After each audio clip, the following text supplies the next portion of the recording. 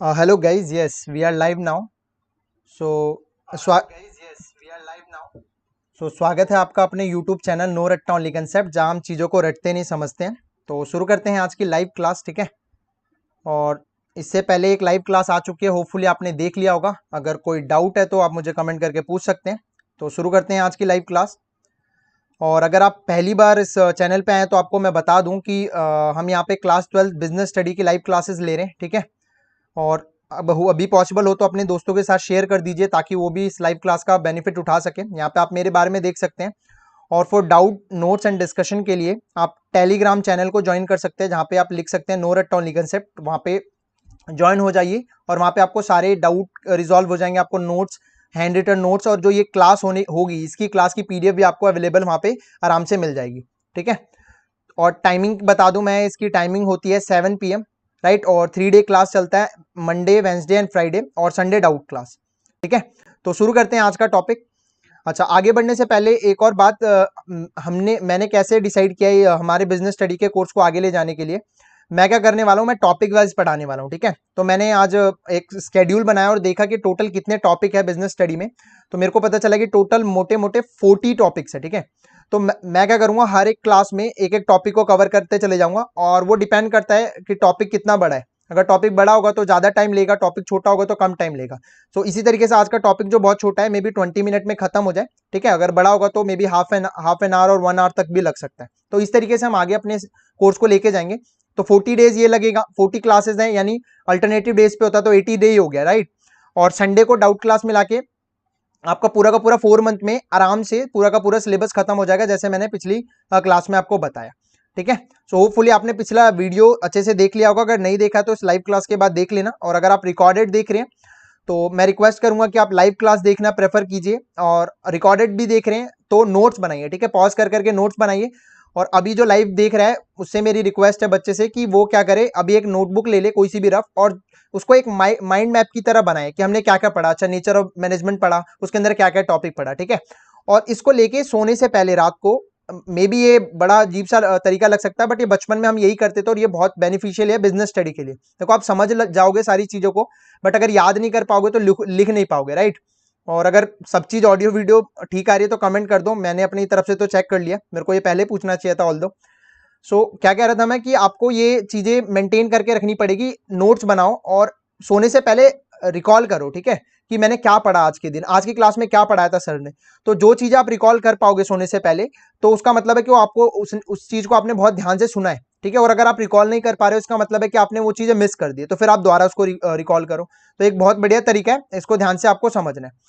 Now let's begin the class. आज क्या पढ़ने वाले, नेचर ऑफ मैनेजमेंट, ठीक है। तो पिछली क्लास में हमने मैनेजमेंट के बारे में बहुत सारी चीजें पढ़ी, मैनेजमेंट के बारे में डेफिनेशन देखा, मैनेजमेंट की फीचर्स देखे, ठीक है, कैरेक्टरिस्टिक्स देखे, इंपॉर्टेंस देखे, ठीक है, ऑब्जेक्टिव देखे। तो होपफुली वो अच्छे से आपको समझ आ गया होगा। अब हम बात करने वाले नेचर कैसा होता है मैनेजमेंट का। देखो, जनरली अगर मैं किसी पर्सन के बारे में पूछूं कि भाई वो पर्सन कैसा है, तो आप बोल सकते हो वो नेचर में बहुत अच्छा है ना। या आप क्या बोल सकते हो, नेचर में बहुत खराब है। या आपने सुना भी होगा ना, नेचर वाला एक गाना भी है ऐसा कुछ, है ना। तो जब नॉर्मल ह्यूमन बींग के बारे में बात करते हैं तो वो हमें दिखता है और उसका बिहेवियर हमें दिखता है, ठीक है। सेम लाइक मैनेजमेंट हमें दिखता नहीं है, बट उसके भी नेचर को हम पता कर सकते हैं। और वो पता करने का तरीका क्या है, वो तरीके हैं 3 तरीके से। उसका नेचर या तो साइंस की तरह होगा, या नेचर आर्ट्स की तरह होगा, या नेचर प्रोफेशन की तरह होगा, ठीक है। तो हमें पढ़ना क्या है, 3 तरीके से पढ़ना है, management as a science, management as an art, और मैनेजमेंट एज एन प्रोफेशन, ठीक है। तो सबसे पहले करेंगे क्या, हम ध्यान से समझो आप। सबसे पहले हम साइंस की फीचर्स को, प्रॉपर्टी को देखेंगे, उसके कैरेक्टरिस्टिक्स को देखेंगे, और फिर उस कैरेक्टरिस्टिक्स को मैनेजमेंट के कैरेक्टरिस्टिक्स के साथ मैच करके देखेंगे। अगर साइंस के जो कैरेक्टरिस्टिक्स है और मैनेजमेंट के जो कैरेक्टरिस्टिक्स है, अगर वो मैच कर रहे हैं तो उसका मतलब हम कह सकते हैं कि साइंस एक मैनेजमेंट है। बात समझ रहे हैं।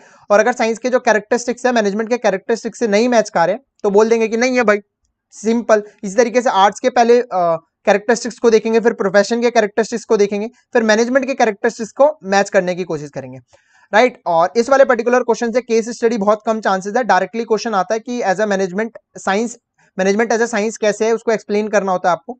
तो वन बाय वन हम आगे डिस्कस कर लेते हैं। तो मैनेजमेंट एज अ साइंस, सबसे पहले हम कैरेक्टरिस्टिक्स देखते हैं, main characteristics, features of science, ठीक है। तो बहुत सारे फीचर्स में से हमने मोटा मेजर तरीके के फीचर्स को लिया, वही आपको एग्जाम में भी लिखना है पहला फीचर क्या होता है साइंस का, आप सोचो, खुद दिमाग लगाओ कि साइंस का जो फीचर क्या हो सकता है। यस, तो पहला फीचर होता है सिस्टमैटिक बॉडी ऑफ नॉलेज। तो जो साइंस पढ़ते हैं या साइंस फील्ड में है, उनको एक सिस्टमैटिक बॉडी ऑफ नॉलेज पढ़ना पड़ता है, या राइट, उनका जो एजुकेशन होता है वो एक सिस्टमैटिकली बॉडी, उनके उनके पास एक सीक्वेंस होता है स्टडी का, ठीक है। तो वो हमें भी पता है कि साइंस के लिए इस तरीके से आपको पढ़ना पड़ेगा, राइट। अब ये हो गया साइंस का पहला प्रॉपर्टी। अब मैं क्या कर रहा हूं, इस प्रॉपर्टी को अप्लाई करके देख रहा हूं मैनेजमेंट के फीचर पे। क्या मैनेजमेंट में भी सिस्टमैटिक बॉडी ऑफ नॉलेज की जरूरत होती है? यस, कमेंट करके बता सकते हैं आप, क्या मैनेजमेंट के लिए भी सिस्टमैटिक बॉडी ऑफ नॉलेज की जरूरत पड़ती है? तो आपका आंसर आएगा यस। यस सर, मैनेजमेंट भी है, उस मैनेजमेंट जो पर्सन कर रहा है उसको भी एक सिस्टमैटिक बॉडी ऑफ नॉलेज की स्टडी चाहिए, राइट। वो उस एक सीक्वेंस वे में पढ़ाई करता है, उसके बाद ही वो मैनेजमेंट के बहुत सारे काम एक्टिविटी को कर पाता है। तो systematic body of knowledge science में भी होती है और systematic body of knowledge management में भी होती है। तो इस फीचर के हिसाब से मैं कह सकता हूं, राइट, कि science is present in management, right. तो फर्स्ट फीचर के अकॉर्डिंग मैं कह सकता हूं कि साइंस जो है वो मैनेजमेंट में प्रेजेंट है। क्लियर हुई बात? अब आगे बढ़ते हैं। सेकंड प्रिंसिपल साइंस का क्या है, फीचर क्या है साइंस का? Principle are based on experiment. Yes, agree. जो भी प्रिंसिपल आपको साइंस में गिवन है, फिजिक्स में, केमिस्ट्री में, बायो में, जो भी प्रिंसिपल है वो सारे के सारे एक्सपेरिमेंट बेस पे है ना। उसको ट्रायल किया गया, एक्सपेरिमेंट किया गया, उसके बाद कोई भी फॉर्मूला लाया गया, राइट। कोई भी न्यूटन का फॉर्मूला है, ग्रेविटेशनल फोर्स का फॉर्मूला है। तो जो भी साइंस के प्रिंसिपल्स हैं वो एक एक्सपेरिमेंट बेस पे होते हैं, ठीक है। अब आते हैं मैनेजमेंट पे। तो क्या मैनेजमेंट में भी जितने भी फॉर्मूले, जितने भी प्रिंसिपल आगे पढ़ोगे वो सारे के सारे एक्सपेरिमेंट बेस पे होते हैं? देखो यस, पार्शियली, बहुत हद तक 90% वो एक्सपेरिमेंट बेस पे होते हैं, है ना।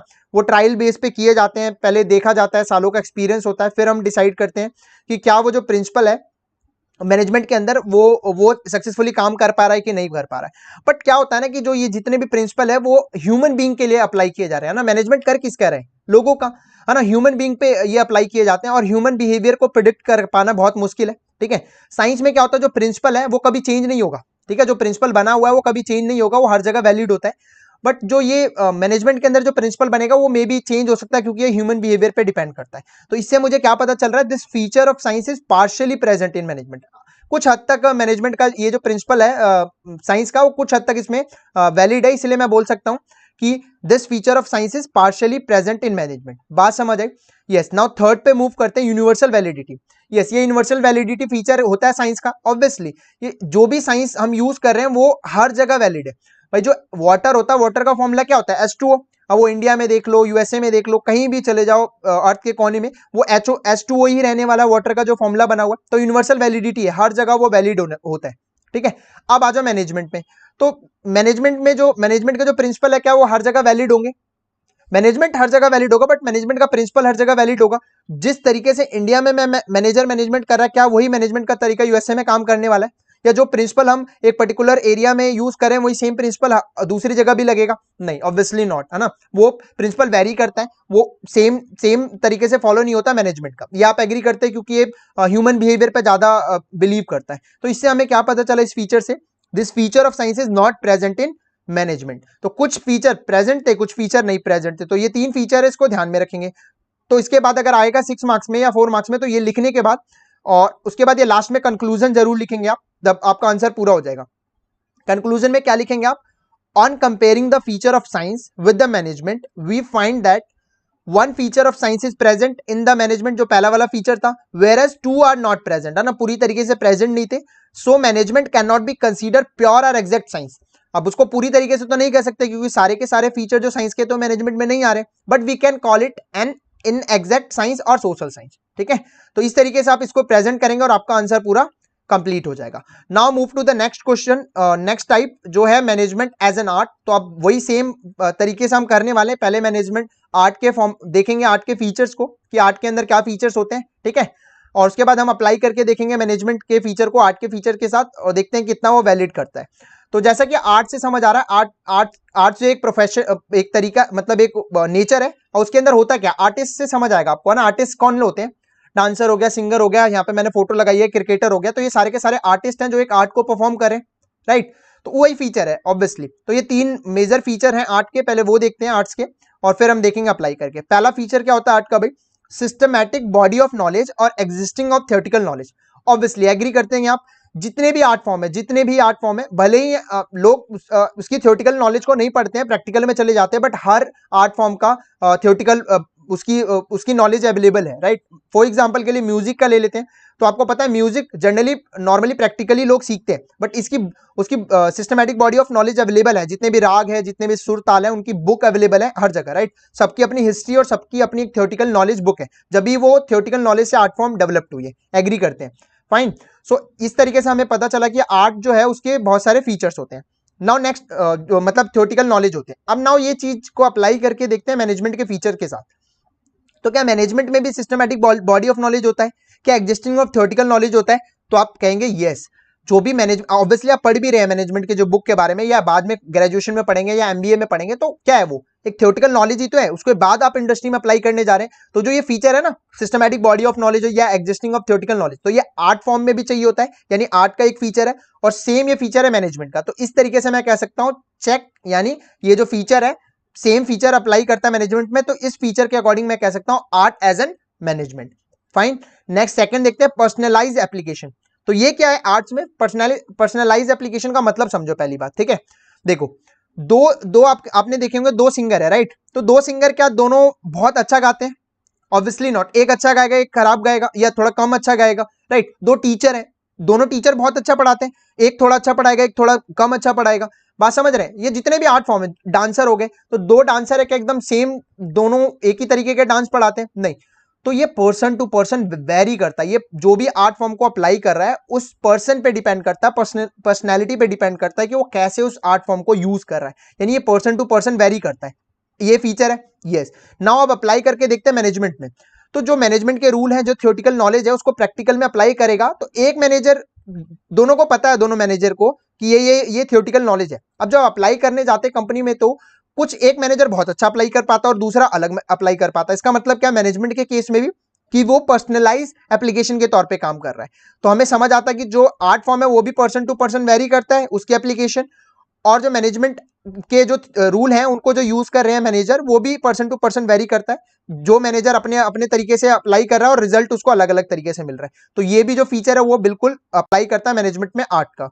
नाउ थर्ड पे बात करते हैं, based on practice and creativity. Yes भाई, अब जो आर्ट फॉर्म है जितना ज्यादा प्रैक्टिस करेंगे, जितनी ज्यादा क्रिएटिविटी दिखाएंगे, उतना ज्यादा आप उसमें अच्छे होते चले जाएंगे, ठीक है।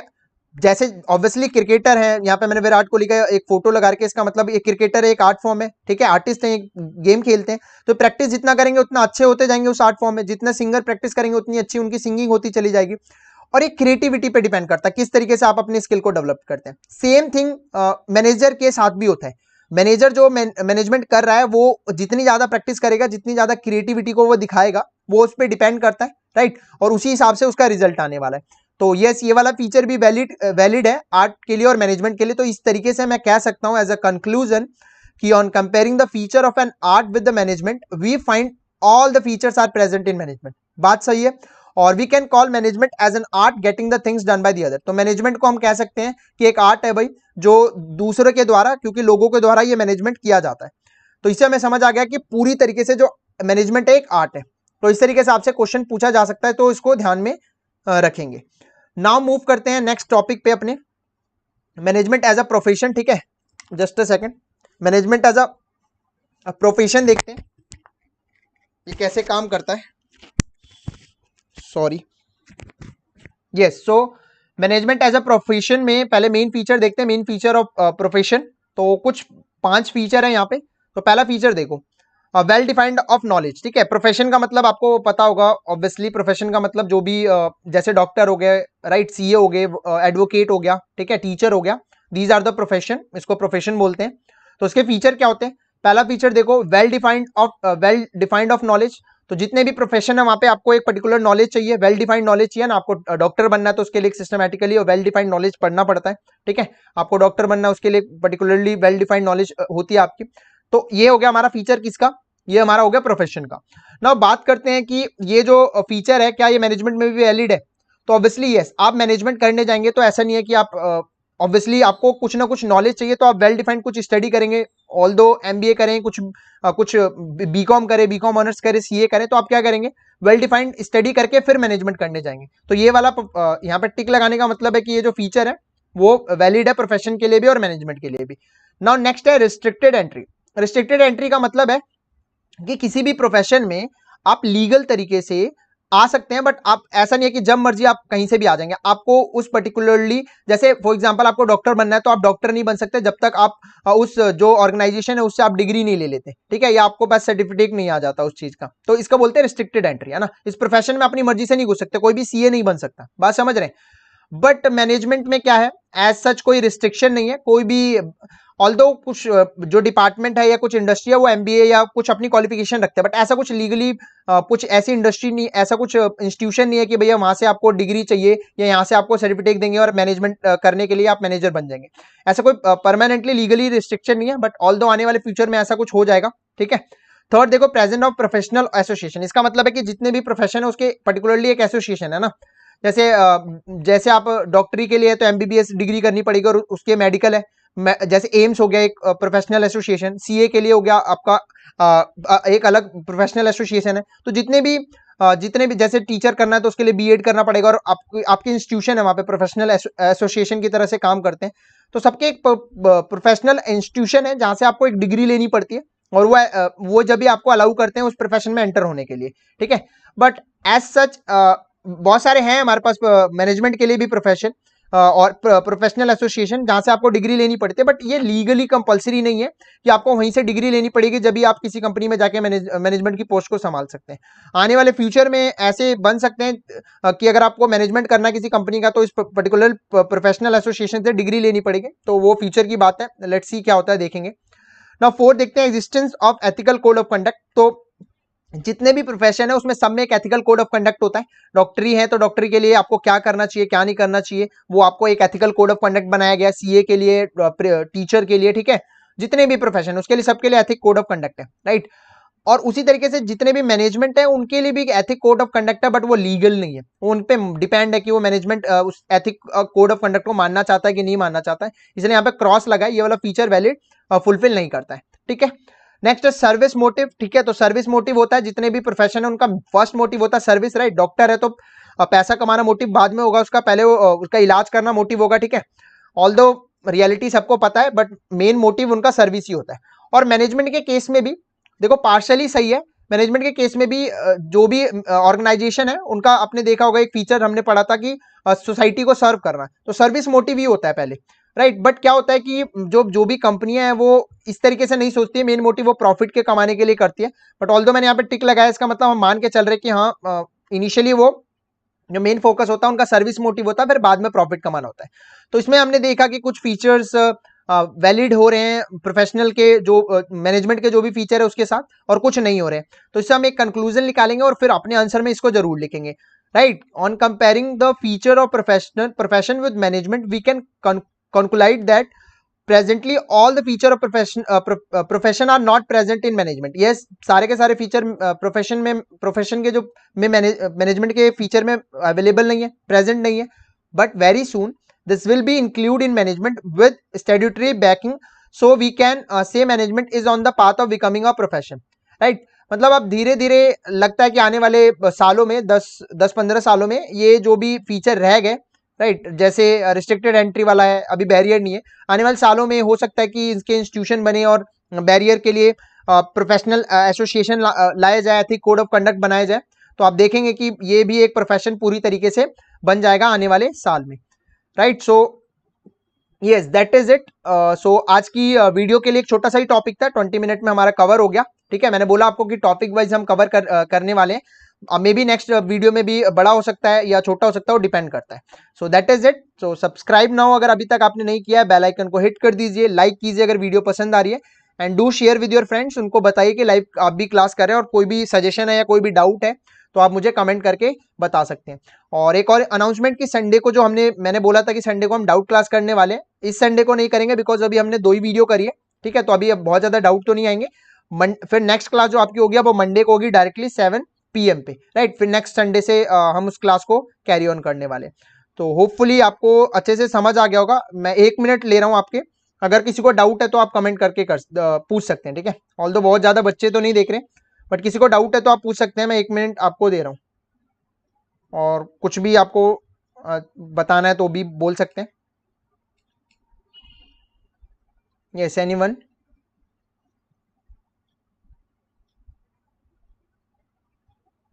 Okay fine, so that is it. और अगर आप लाइव नहीं देख रहे हैं, बाद में देखेंगे, तो आई रिक्वेस्ट कि आप नोट्स बनाइए, ठीक है। ओके, टेक केयर, बाय, मिलते हैं नेक्स्ट लाइव क्लास के साथ मंडे